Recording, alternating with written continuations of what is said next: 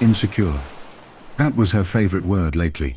Anytime I questioned where she was, who she was texting, why she suddenly spent hours working late, she'd snap it like a whip. You're just insecure. The first time she said it, I brushed it off. The second time it stung. By the 10th time, I realized it wasn't just deflection.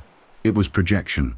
Because here's the thing, people only yell about your insecurities when they're desperately trying to hide their own sins.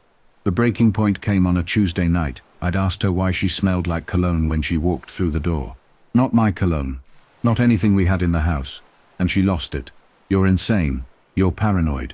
God, you're so insecure, it's pathetic. She threw her purse on the couch, slammed the bedroom door, and I sat there staring at the wood grain, listening to her muffled sobs, or maybe they were just angry mutterings. In that moment, I realized I had two choices. Either keep letting her gaslight me into doubting my own instincts, or start paying attention to the truth. And once I made that decision, everything changed.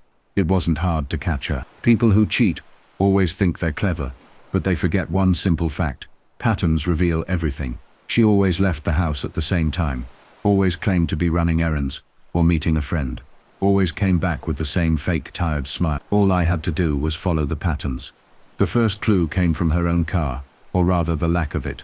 She'd tell me she was going to the store, but I'd hear a car door outside, different engine, heavier rumble. I peeked through the blinds one night and saw her slide into a dark sedan, idling at the curb. My stomach dropped. It wasn't an Uber. It wasn't a friend I recognized. It was him. I didn't know his name yet, but I knew enough. Mid-30s, scruffy beard, always wearing that smug grin when she stepped into his car, and the way she leaned in, laughing at something he said. It wasn't just friendly. I wanted to storm out right then, rip open the passenger door, drag her out, and shout, "Gotcha!" But I did, because instincts are one thing, proof is another, and I wanted proof. That's where the footage came in. A buddy of mine runs a detailing shop, and he'd recently installed dash cams in a fleet of company cars. He owed me a favor. I asked if he could set me up with something discreet, motion activated, high quality, front and back view. "You going on a road trip?" he asked, grinning. "Something like that," I said. Within 2 days I had the equipment. It wasn't hard to get access to the guy's car. He was sloppy, parked it right outside her office most nights, windows cracked, sometimes even left it unlocked. One Friday afternoon, I followed him, waited until he ducked into a corner store, and in under 3 minutes, I had the dash cam tucked neatly under the rearview mirror. Invisible, unless you knew where to look. The first night it recorded, I almost couldn't bring myself to watch. Part of me still hoped I was wrong. But maybe she was right. Maybe I was just insecure. But as soon as I hit play, the world I thought I knew dissolved. There she was, my wife, climbing into his car like it was the most natural thing in the world. Smiling, brushing her hair back, leaning across the console to kiss him. Not a quick peck, not a friendly gesture. A kiss with history. A kiss that said this wasn't their first time, and it wouldn't be their. I paused the footage, my chest tightening, my vision swimming. I thought about shutting it off, throwing the whole setup away, pretending I hadn't seen it. But I forced myself to keep watching, because the truth doesn't care if it hurts. It just is. They laughed, talked, joked, like teenagers. She complained about me, about how controlling I was, about how I always wanted to know where she was, about how I couldn't handle a strong woman. He chuckled, patted her leg, told her she deserved better, and she agreed, with him. About me. I clenched my fists so hard, my nails dug into my palms. But I stayed quiet, kept collecting, because one night of footage was damning. But a week of it, 2 weeks, that was undeniable. By the end of the month, I had hours of them together, singing along to music, sharing milkshakes from a drive-through, parking in quiet neighborhoods, kissing in the glow of streetlights. It was like watching some sick parody of the life I thought we had together. And every time I heard her shout at me about being insecure, I knew I was holding the antidote to her poison. The truth, frozen on video. But here's the thing about revenge. You can't rush it. Timing is everything. If you confront too early, they spin it, twist it, make you out to be the villain. But if you wait, if you choose your moment, then you get to watch the whole facade crumble in one glorious instant. So I waited. I kept my routine normal. Smiled when she left, kissed her when she returned. I even cooked her favorite dinner one night, just to throw her off the scent. And all the while I stored those files on a hard drive, neatly labeled, ready for the day I'd bring them into the light. That day came faster than I thought. She picked the wrong moment to push me. One Saturday morning, we were arguing about money, about where it kept disappearing. I asked if maybe some of it was being spent on errands with her mystery chauffeur. She exploded. "You're paranoid. You're insecure. That's why you'll never be enough for me."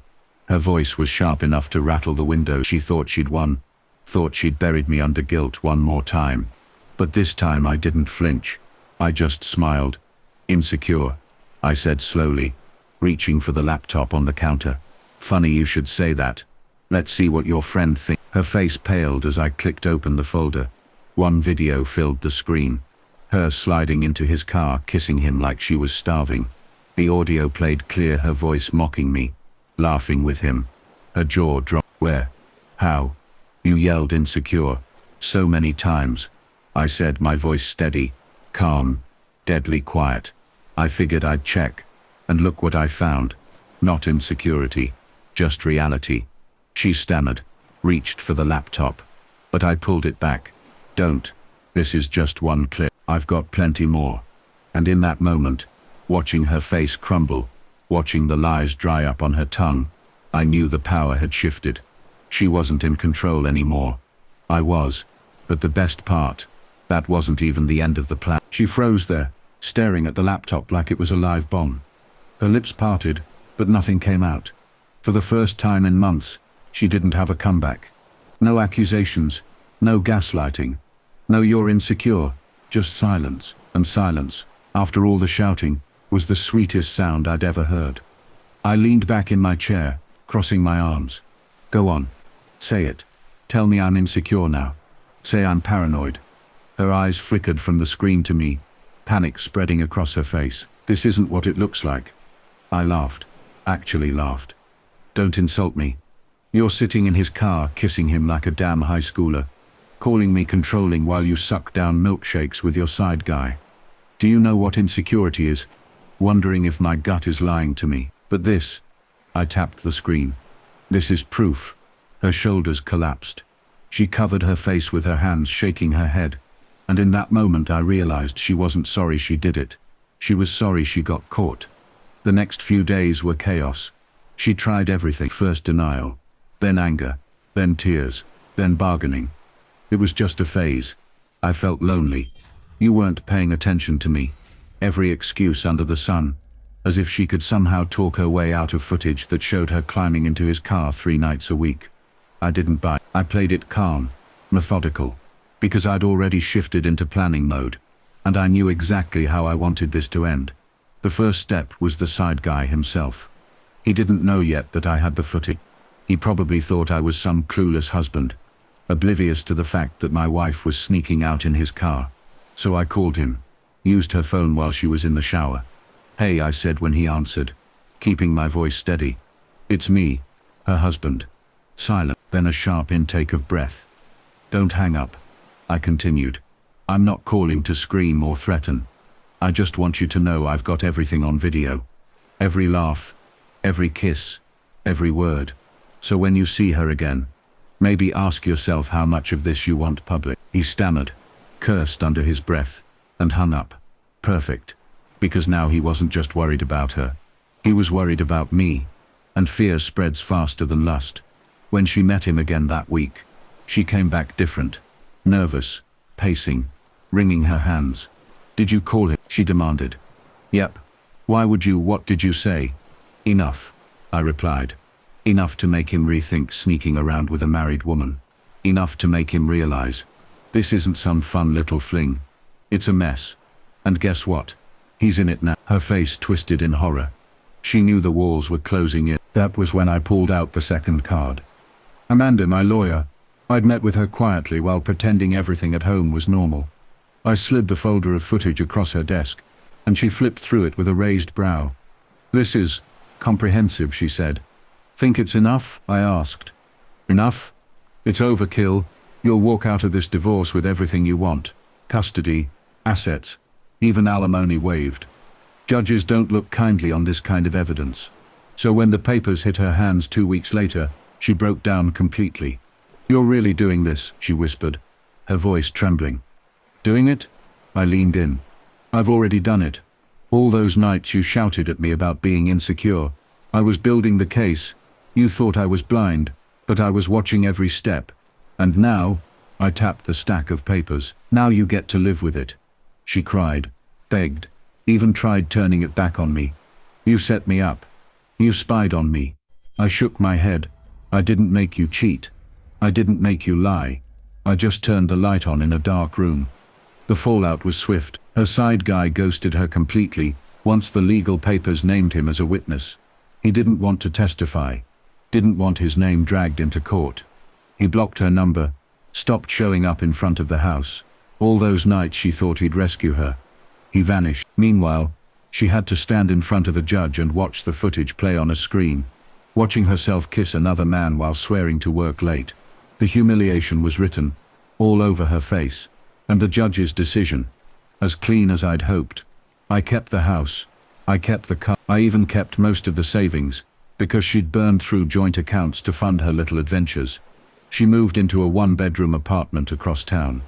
I heard through the grapevine she tried contacting him again, but he wanted nothing to do with her. She went from screaming at me about being insecure to crying herself to sleep in a place she paid for alone. And me, I felt free. Not happy. Not immediately.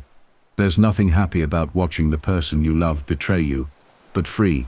Free from the gaslighting, the yelling, the manipulation. Free from that word insecure that she weaponized against me like a hammer. Because here's the truth she never understood. Insecurity is doubting yourself. But I never doubted myself. I doubted her. And I was right. Months later, when the dust had settled, I found the hard drive where I'd saved all the footage. I sat there with a glass of whiskey, watching her climb into his car one last time, hearing her laugh like I never heard at home anymore. And instead of anger, I felt something else. Closure. But I hadn't imagined it. That my gut had been right. I deleted the files, not because I forgave her, not because I wanted to forget, but because I didn't need them anymore. The footage had already done its job. It had shown me the truth. It had given me back my clarity, my strength, my control. So when people ask me now, "How did you finally know she was cheating?" I smile and say, "She told me." Every time she yelled, "You're insecure," she was confessed. And when they ask how it ended, I tell them, with her watching her own betrayal on screen, and me walking away with my dignity intact. Because in the end, the footage wasn't just about catching her. It was about reminding myself that I wasn't crazy, that sometimes the thing they accuse you of the loudest is exactly what they're guilty of themselves. And she was. Oh, she